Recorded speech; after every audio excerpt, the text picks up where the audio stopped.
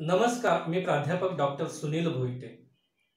आपण महाविद्यालयामध्ये जो काही अभ्यासक्रम शिकतो त्या संपूर्ण अभ्यासक्रमातूनही काही विषय असे असतात की जे शिकणं आपलं आवश्यक आहे आणि म्हणून सॉफ्ट स्किल सारखे प्रोग्राम ऑर्गनाइज केले जातात आणि त्यामध्ये अनेक विषयांवरती बोललं जातं, अनेक विषयांची चर्चा केली जाते।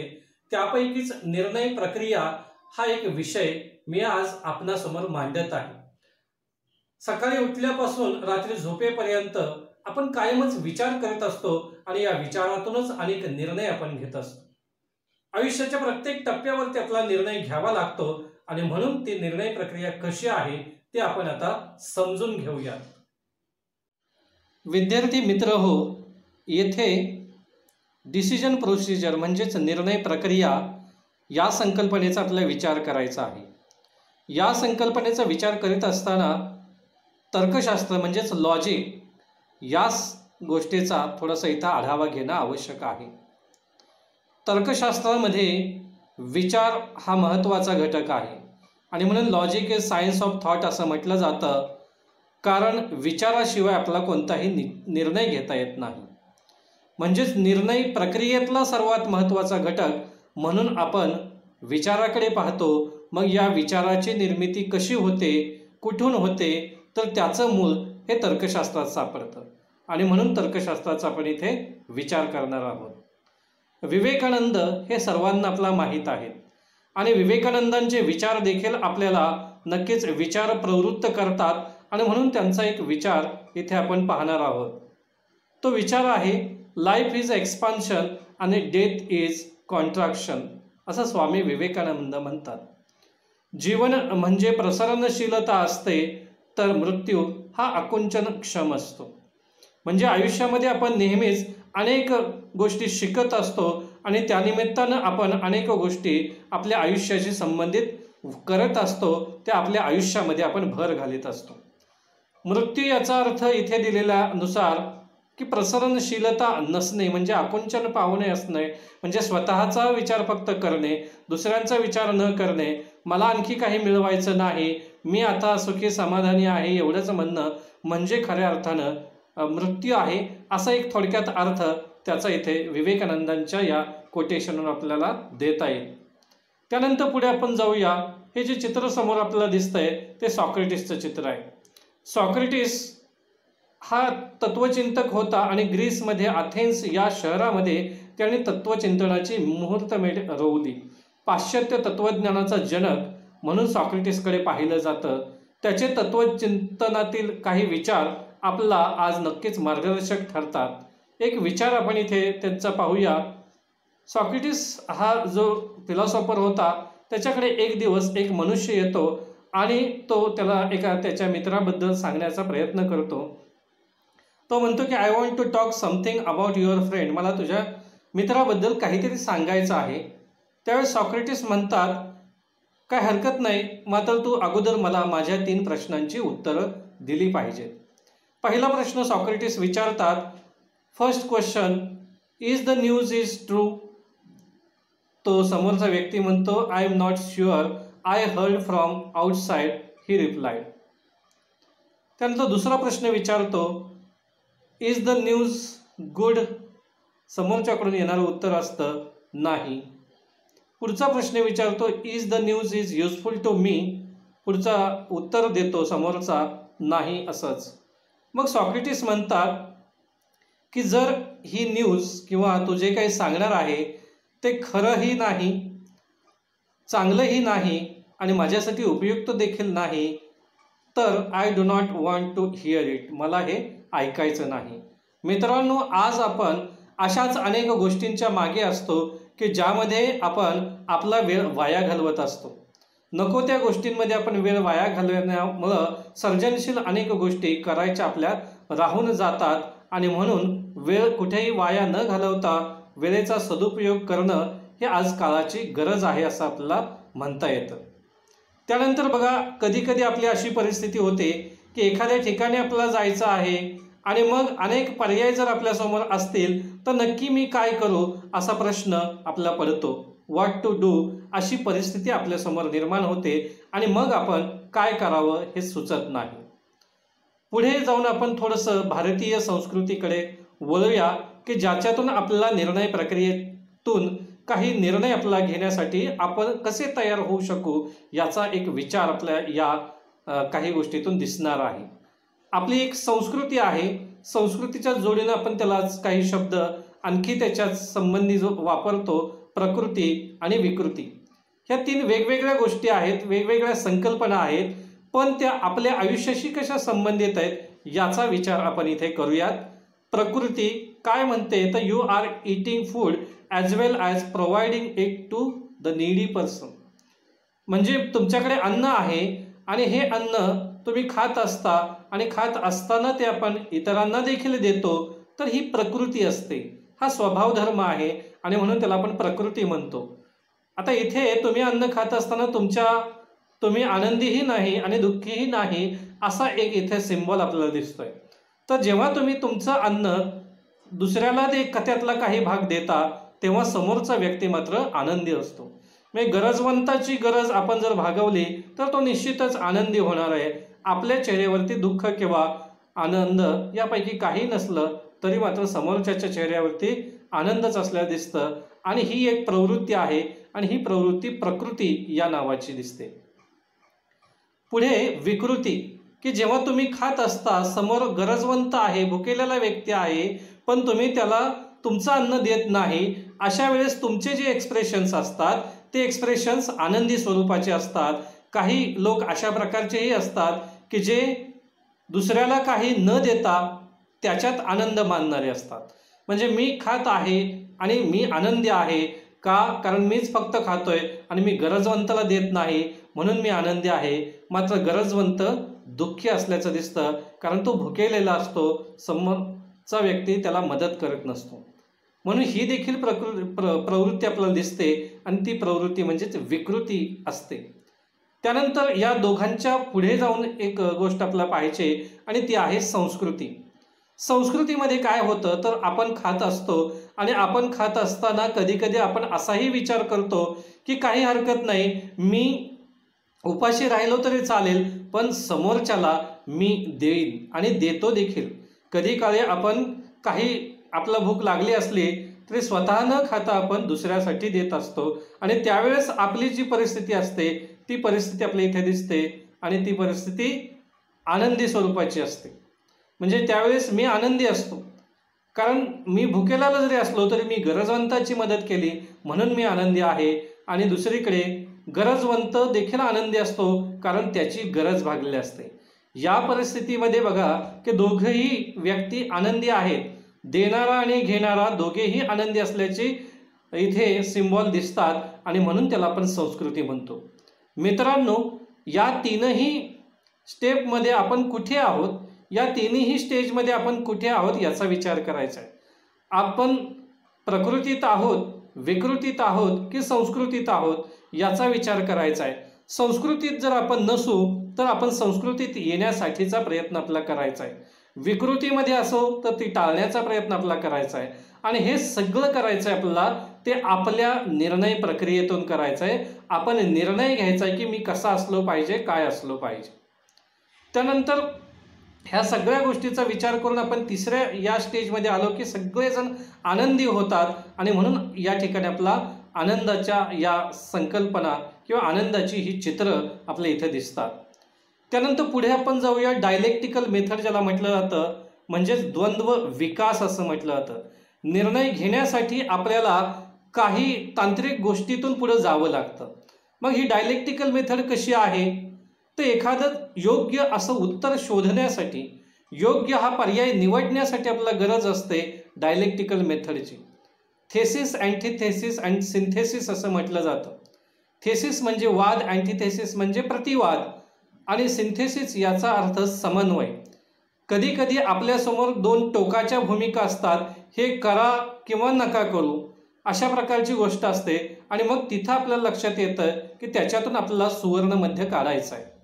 एखादी गोष्ट स्वीकारा नाहीतर स्वीकारता येणार नाही. पण खरं जर आपल्याला त्याची गरज असेल तर आपण त्याच्यातून सुवर्ण मध्य हा काढावा लागतो आणि म्हणून त्याला आपण सिंथेसिस असं म्हणत असतो. कोणताही निर्णय घेत असताना वाद प्रतिवाद हे दोन्ही असतात. दोन्ही टोकाच्या भूमिका स्वीकारणं योग्य नसतं, म्हणून आपल्याला त्यामध्ये समन्वय साधायचा असतो, सुवर्णमध्य साधायचा असतो आणि त्याला आपण सिंथेसिस किंवा सुवर्णमध्य असं म्हणतो. आणि जग हे याच सिंथेसिसवरती पुढं चाललेलं असतं. म्हणून वाद आणि प्रतिवाद याच्यामधून सुवर्णमध्य साधण्याचा निर्णय हा आपल्याला घेता आला पाहिजे. हेही नको आणि तेही नको म्हटल्यानंतर आयुष्य आपलं जगता येणार नाही आणि म्हणून आयुष्य जगण्यासाठी सुवर्णमध्य साधत साधत पुढं जायचं असतं. आणखी एक आपलं इथं उदाहरण घेता येतं की आपण नुसतंच गोड खाऊ शकत नाही आणि नुसतंच कडू देखील आपण खाऊ शकत नाही. साखर आपण केवळ खाऊ शकत नाही आणि कडू कारलं देखील आपण खाऊ शकत नाही. पण या दोघांचं मिश्रण केल्यानंतर आपण निश्चितपणे ते दोन्ही गोष्टी चांगल्या पद्धतीने खाऊ शकतो. आणि म्हणून भाजी करत असताना आपण अनेक पदार्थ एकमेकांमध्ये मिसळून त्याची भाजी तयार करत असतो, म्हणजेच सुवर्ण मध्य साधण्याचा प्रयत्न करत असतो. म्हणजे कोणतीही दोन टोकाच्या भूमिका न स्वीकारता त्यातून सुवर्ण मध्य साधण्याचं आणि पुढे जाण्याचा प्रयत्न हा आपण करीत असतो आणि म्हणून हे उदाहरण आपल्या इथे देता येतं. त्यानंतर your capacity or capacity of a thing, म्हणजे आपल्याला आपली क्षमता बघितली पाहिजे, कशी आहे काय आहे ती तपासली पाहिजे. इथं आपलं एक उदाहरण द्यायचं आहे की रबर प्रत्येकाला माहीत आहे आणि रबराची कॅपॅसिटी किती ताणण्याची आहे हे आपल्याला अनुभवातून शिकत असतो आपण, आणि किती ताणल्यानंतर तो तुटणार आहे हेही आपल्याला माहीत असतं. आणि म्हणून लक्षात घ्यायचं की रबर किती ताणायचा आहे, तो जास्त ताणला तर तो तुटणार आहे. निर्णय घेताना देखील आपल्याला निर्णय जे आपले असतात ते किती वेळेपर्यंत ताणायचे ही कॅपॅसिटी आपल्याला माहीत असली पाहिजे. ते निर्णय जर आपण ताणत गेलो तर अशी एक वेळ येते की जेव्हा ते निर्णय तुटतात आणि मग पुन्हा वेळ निघून गेली, संधी निघून गेली की पुन्हा ती संधी येत नाही. आणि म्हणून निर्णय घ्यायचा असेल तर तो त्या योग्य वेळेतच घ्यावा लागेल. ज्या पद्धतीने रबर तुटतं त्या पद्धतीने जर निर्णय आपला योग्य वेळेत घेता आले नाही तर मात्र आपण कुठेतरी आयुष्यातून माघार घेणार आहोत. आणि म्हणून आयुष्यामध्ये पुढे जाण्यासाठी आपल्याला योग्य वेळी योग्य असा निर्णयच घ्यावा लागेल. आणि तो निर्णय जर मी घेतला तर निश्चितपणे माझी वाटचाल चांगल्या दिशेने होऊ शकेल. पुढे काही प्रश्न असतात, general questions regarding decision making. आता काय प्रश्न असतात तर what is the decision I need to make, मला कोणता निर्णय घ्यायचा आहे. Will my decision get me in trouble, मी घेतलेला निर्णय हा मला कुठेतरी अडचणीत आणेल का, असाही प्रश्न आपल्या समोर निर्माण होतो. Will my decision put me in danger, पुन्हा मला काही अडचण या निर्णयातून येऊ शकेल का. Will my decision hurt myself or others, मग हा डिसिजन मला आणि इतरांना अडचणीत आणू शकेल का. Do I need to ask for help, मग मी जो निर्णय घेणार आहे तो निर्णय घेत असताना मला कुणाची मदत मिळू शकेल का किंवा मी कुणाची मदत घ्यावी का, असाही प्रश्न आपल्या मनामध्ये येतो. त्यानंतर डिसिजन मेकिंग करत असताना किंवा निर्णय घेत असताना त्याच्या काही साध्या सोप्या व्याख्या आहेत, त्या व्याख्या मी इथे दिलेल्या आहेत. त्यातल्या एकाच व्याख्येचा आपण इथे विचार करूया. A decision in its simplest form is selection of alternative. याचा अर्थ काय होतो तर जो निर्णय मला घ्यायचा आहे तो निर्णय आपल्याला घेत असताना अतिशय व्यवस्थित आणि साध्या सोप्या पद्धतीने घेता आला पाहिजे.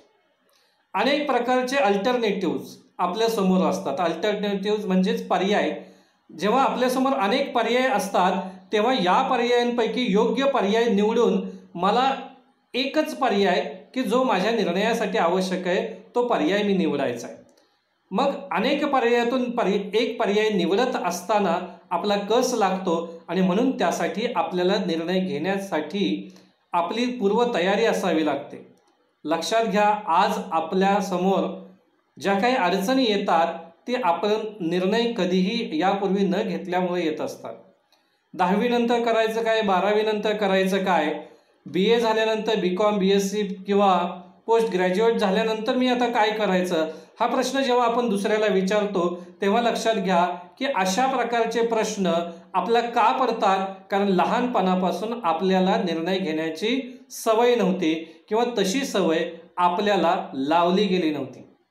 बघा, लहानपणी जर आपल्याला निर्णय घेण्याची प्रक्रिया समजली असती तर आपण निश्चितपणे योग्य पद्धतीने योग्य त्यावेळी योग्य त्या ठिकाणी योग्य निर्णय घेतलेही असते, पण हे घडत नाही.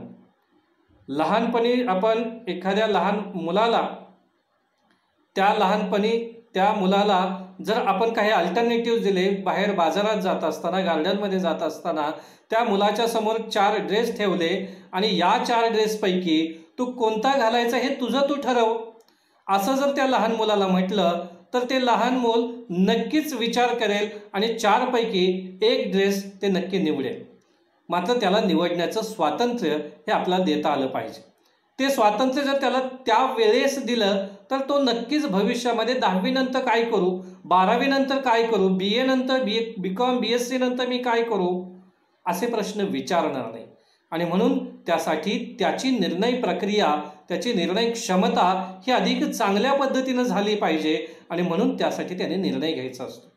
विद्यार्थी मित्रांनो, वर्गामध्ये प्राध्यापक शिकवतात आणि जेव्हा ते शिकवत असतात तेव्हा कधी कधी तुम्हाला प्रश्न विचारतात किंवा तुमच्या क्षमतांबद्दल प्रश्न विचारला जातो आणि तुम्ही काहीतरी वर्गामध्ये करून दाखवा. एखाद्याला व्याख्यान येत असेल, चांगलं व्याख्यान देऊ शकतो, एखाद्याला चांगलं चित्र काढता येईल त्याने चित्र काढावं असं सुचवलं जातं. मात्र आपल्यापैकी कुणीही लगेच उभा राहून अशा प्रकारची कृती करत नाही. आणि मग का आपण करत नाही तर आपल्याकडे असणारा आत्मविश्वासाचा अभाव, त्याचप्रमाणे आपल्याला अशा प्रकारची सवय नसते, आपण निर्णय घेऊ शकत नाही. लक्षात घ्या, प्रत्येकाकडे वेगवेगळ्या क्षमता आहेत.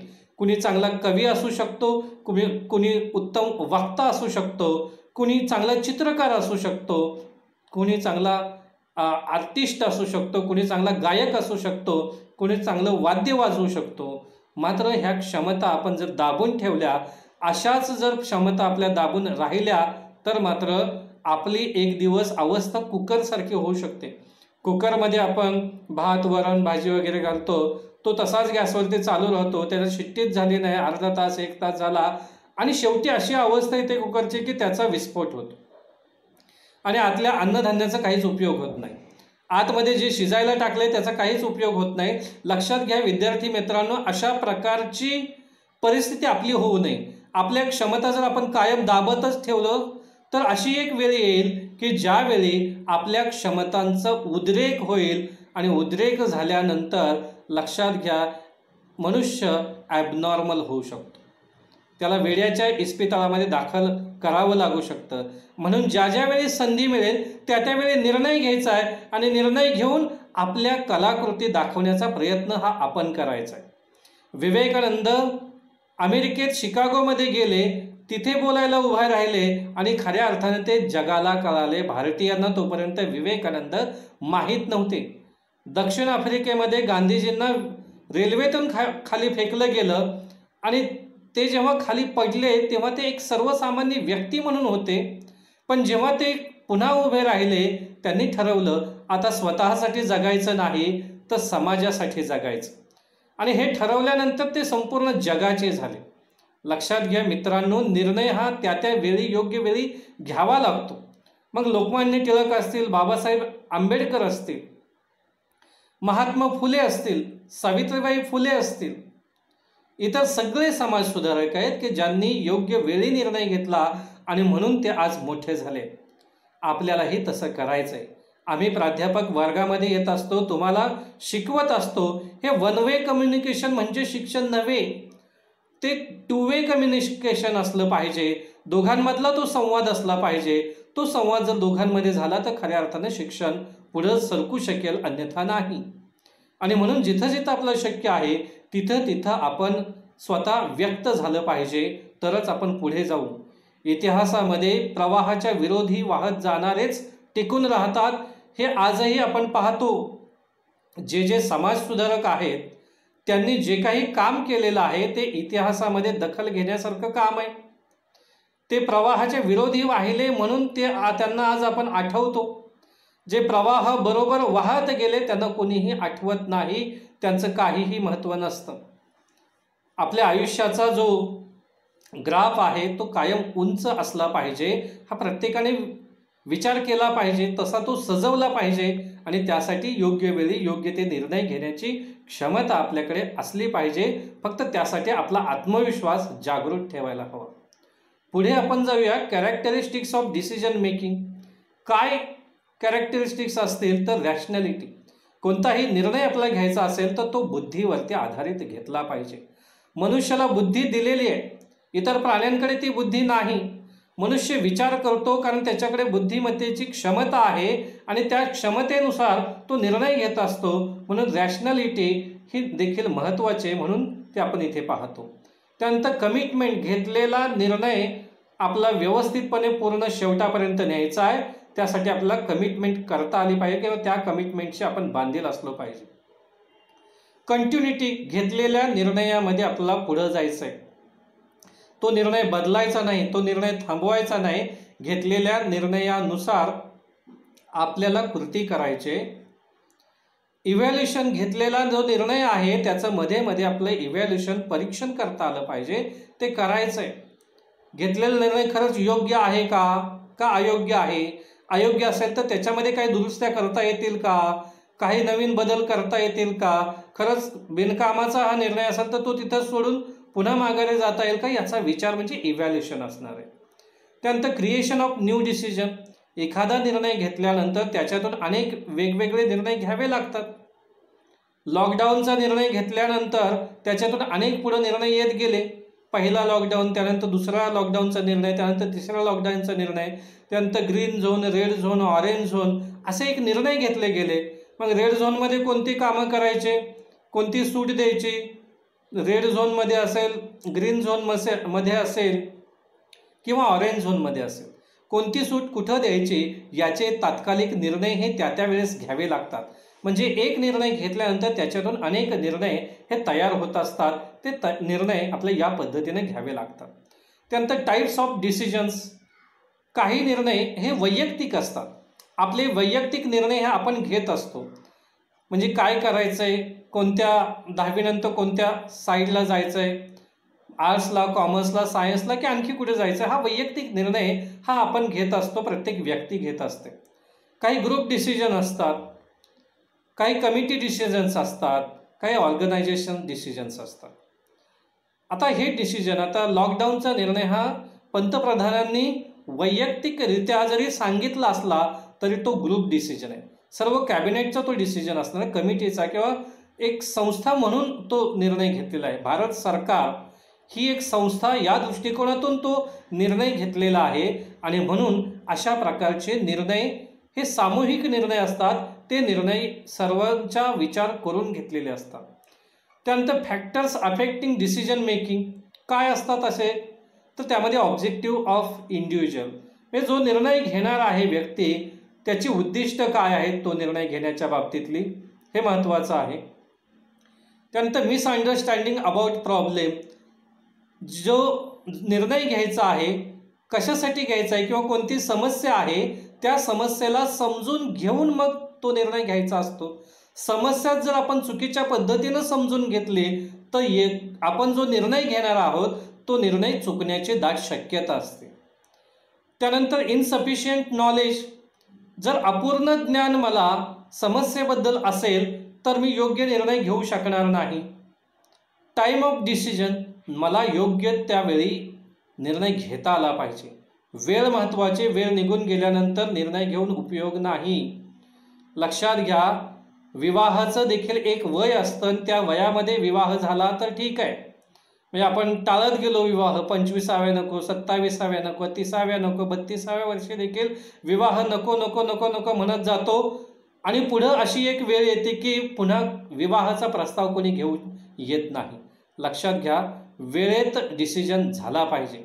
लॉकडाऊनचा निर्णय देखील योग्य वेळेत झाल्यामुळं आज आपण पाहतो की भारतातली जीवितहानी निश्चितपणे कमी आहे, बाधा निश्चितपणे कमी आहे, कारण तो योग्य वेळी निर्णय घेतला गेला होता. ऑलिम्पिकमध्ये ज्याला गोल्ड मेडल मिळवायचं आहे तो खूप ताकदीनं धावत असतो आणि असा एक शेवटचा क्षण येतो की त्यावेळी तो असा निर्णय घेतो की मी माझ्या क्षमतेपेक्षा जास्त मोठ्या ताकदीनं पाळणार आहे आणि तो तसा निर्णय घेतो आणि निर्णय घेतल्यानंतर तो त्या ताकदीनं पळतो की ती जी ताकद त्यानं कधीही यापूर्वी वापरलेली नव्हती, तो निर्णय घेतो आणि काही मिलीसेकंदानं त्याला गोल्ड मेडल मिळतं. म्हणजे निर्णय घेण्यासाठी वेळ देखील महत्त्वाचे आहे. त्यानंतर अवेलेबिलिटी ऑफ मीन्स, निर्णय घेत असताना कोणकोणती साधनं माझ्याजवळ आहेत, या साधनांचा वापर करून मला तो निर्णय घ्यायचा असतो. लॉकडाऊनचा देखील जो निर्णय झाला त्यावेळेस भारतामध्ये उपलब्ध असणारी वैद्यकीय साधनसामुग्री कशा प्रकारची आहेत, दवाखाने कसे आहेत, तिथला स्टाफ कसा आहे, किती आहे, कोणकोणती साधनं उपलब्ध आहेत, मेडिकल इक्विपमेंट कशी आहेत, ह्या सगळ्यांचा आढावा घेऊन लॉकडाऊन करण्यात आलं. म्हणजे निर्णय घेत असताना साधनांचा विचार हा नक्कीच करावा लागतो. तो आपल्या वैयक्तिक निर्णयांच्या बाबतीत देखील निश्चितपणे लागू पडतो. आपलं MPSC, UPSC किंवा कोणतीही स्पर्धा परीक्षा करायची असेल तर त्यासाठी आपल्याकडे MPSC, UPSCची पुस्तकं आहेत का, इंटरनेट आहे का, चांगला मोबाईल आहे का, कारण यूट्यूबवरती किंवा इतर ठिकाणी इंटरनेटवरती खूप चांगल्या पद्धतीची माहिती आज आपल्या या स्पर्धा परीक्षांच्या बाबतीत उपलब्ध झालेली आहे. आणि म्हणून अशा प्रकारची साधनं आपण लक्षात घेऊन मग तो निर्णय घ्यायचा असतो. त्यानंतर पॉझिटिव्ह ॲटिट्यूड, कायम आपण पॉझिटिव्ह असलं पाहिजे. निर्णय घेत असताना आपल्याला पॉझिटिव्ह जर आपण राहिलो तर नक्कीच तो निर्णय आपल्याला फलश्रुती देऊन जातो. चांगला निर्णय घेतला तर निश्चितपणे त्याचे येणारे रिझल्ट हे निश्चितच चांगले असतात. त्यासाठी सकारात्मक दृष्टिकोनाकडून त्या पाहावं लागतं, त्याच्या पुढे जावं लागतं. सायकोलॉजिकल अप्रोच कायमच आपल्याबरोबर असला पाहिजे. मानसशास्त्रीय दृष्टिकोन तो आपल्याकडे असला पाहिजे की जो आपल्याला नक्कीच त्याच्यातून मदत करीत असतो. म्हणजेच ही साधनं कुठंतरी आपल्याला निर्णय घेत असताना म्हणजेच ह्या गोष्टींचा प्रभाव आपल्या निर्णयावरती पडत असतो. म्हणून त्या दृष्टिकोनात आपण त्याच्याकडे पाहत असतो. आता निर्णय घेत असताना steps of rational decision making काय आहेत त्याच्याकडे आपण वळूयात. की निर्णय घेत असताना मला पहिल्यांदा काय करायचं आहे तर मला माझं ध्येय निश्चित करायचं आहे. सेटिंग ऑब्जेक्टिव्ह, उद्दिष्ट निश्चित करायचं आहे आणि त्या उद्दिष्टाला निश्चित केल्यानंतर मला तो निर्णय घ्यायचा आहे. काय मला IAS व्हायचं आहे किंवा IPS व्हायचं आहे हे जर मी उद्दिष्ट ठेवलं तर मग मी त्या दिशेनं नक्कीच जाऊ शकतो. नंतर मला IAS काय आहे, IPS काय आहे किंवा समस्या काय आहे त्या संदर्भातली ही लक्षात घ्यायची आहे. ते व्यवस्थित समजून घेतलं तर आपण खऱ्या अर्थानं तो योग्य निर्णय करू शकू. अनालायझिंग द प्रॉब्लेम याचा अर्थ निर्णय मला घ्यायचा आहे, पण तो निर्णय कशाच्या संदर्भात घ्यायचा आहे, तो संदर्भ मला समजून घ्यायचा आहे, त्याचं विश्लेषण मला करून घ्यायचं आहे. आणि विश्लेषण केल्यानंतर आपल्याला नक्कीच कळतं की माझी क्षमता हा निर्णय घेतल्यानंतर तो निर्णय पूर्ण करण्याकडे असू शकेल का, आणि म्हणून त्याचं ॲनलाइज करायचं आहे. त्यानंतर पुढे डेव्हलपिंग अल्टरनेटिव्ह सोल्युशन्स. मग आता मला निर्णय घेतल्यानंतर त्याच्यासाठी काय पर्याय आहेत, कोणकोणते पर्याय आहेत, त्या पर्यायांचा विचार आपण करतो. स्क्रीनिंग द अल्टरनेटिव्ह, 5, 6, 8, 10 पर्याय माझ्यासमोर असतील तर त्यातला कोणता तरी मला एकच पर्याय निवडायचा आहे, पुढे जायचं आहे. एक उदाहरण आपण घेऊया की तुमच्या लग्नासाठी तुमच्यासमोर 4 मुलींचे किंवा मुलांचे फोटो आले आणि त्या फोटोच्या मागे त्यांचा बायोडाटा असेल, शैक्षणिक गुणवत्ता असेल, नोकरी, ठिकाण, घर वगैरे सगळा बायोडाटा असेल. तर व्यक्ती कशी दिसते यापेक्षा कशी असते हे त्याच्या बायोडाटावरून कळत असतं. आणि म्हणून मुलाला घर आहे का, चांगली नोकरी आहे का हेही पाहिलं जावं. त्याचा तो नुसता दिसायला हँडसम आहे यापेक्षा तो कमवतो का हेही पाहणं आवश्यक आहे. म्हणजे 4 पैकी एक निश्चितपणे निवडणार आपण हा निर्णय आपण करू शकू. मात्र तो देखील साधक बाधक पद्धतीनं सदसद विवेकबुद्धी जागृत ठेवून तो निर्णय आपला करावा लागतो. आणि म्हणून त्या प्रत्येक गोष्टीचं स्क्रीनिंग आपल्याला करता आलं पाहिजे, त्या प्रत्येक अल्टरनेटिव्हचं स्क्रीनिंग आपण करायचं आहे.